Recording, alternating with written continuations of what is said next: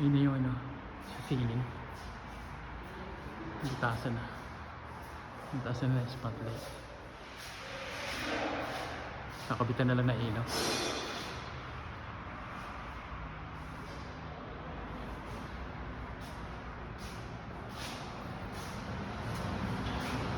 Ito na, tatapos na. Itong counter tapos na rin. Nagyan na rin ang cabinet.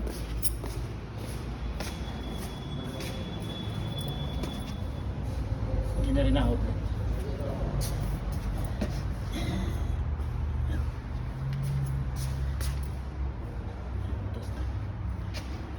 Ibabaw na lang ang kailangan nito. Tsaka yung butas dito. Butasan pa yan dito.